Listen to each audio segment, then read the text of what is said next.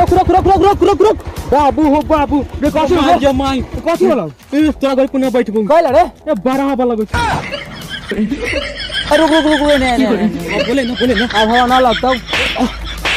छोड़ दे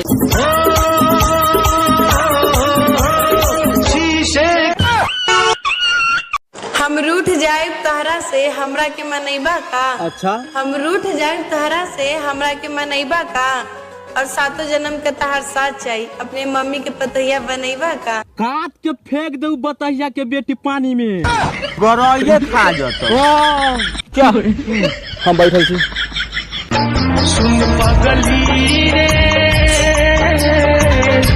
पागल कहे ना जमा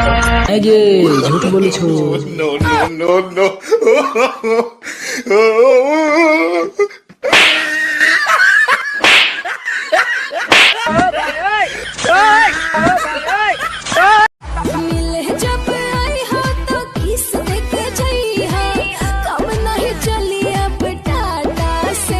ठीक हुआ अब की बार आबू ना तो पूरा मरइये के हिला के जब तो कहले हाँ ठीक तो कहलिए मार मारिए ना हम खूटा ढेले रहो। हाँ हंस दिए ना तो 3 स्टार दे दीजिए।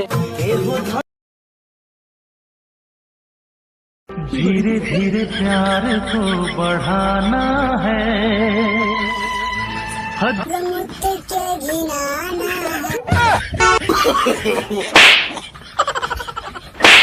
आयो